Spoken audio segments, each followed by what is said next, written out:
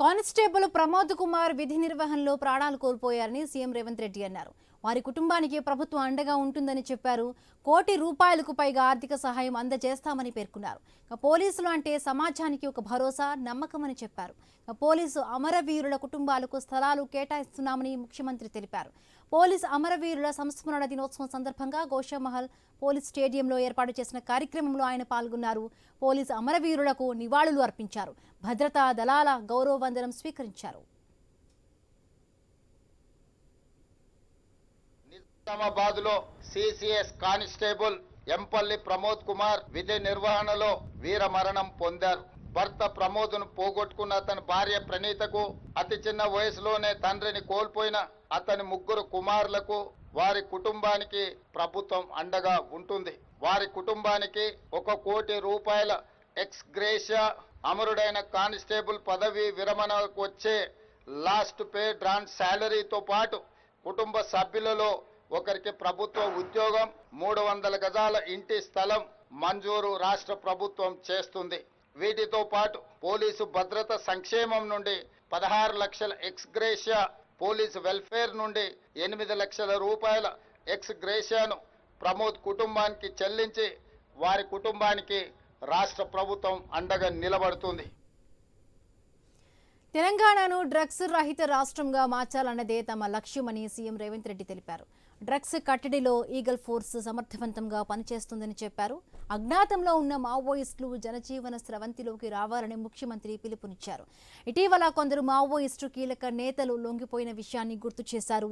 మిగిలిన మావోయిస్టులు కూడా జనజీవన స్రవంతిలో కలిసిపోయి దేశాభివృద్ధిలో భాగస్వామ్యం కావాలని కోరారు. డ్రగ్స్ మహమ్మారిని పూర్తిగా నిర్మూలించే లక్ష్యంలో ప్రత్యేకంగా ఏర్పాటు చేసిన ఈగల్ ఫోర్స్ సమర్థవంతంగా తన బాధ్యతలు నిర్వహిస్తుంది. తెలంగాణను డ్రగ్స్ రహిత రాష్ట్రంగా మార్చాలి అనే మా ప్రభుత్వ సంకల్పం.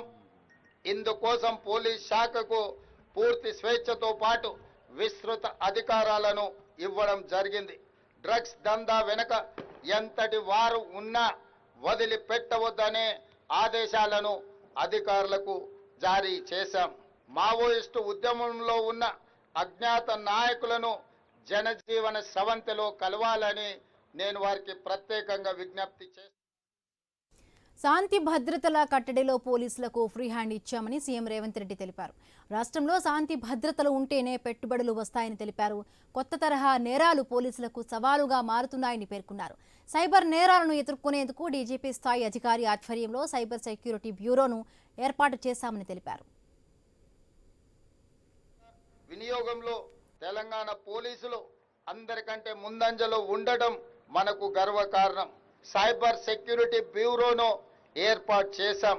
రాష్ట్రంలో శాంతి భద్రతలు నెలకొన్నప్పుడే, పెట్టుబడులకు రక్షణ కల్పించినప్పుడే రాష్ట్రం యొక్క ఆర్థిక వ్యవస్థ బలపడుతుంది. నిరుద్యోగ యువకులకు ఉద్యోగ ఉపాధి అవకాశాలు కల్పించబడుతుంది.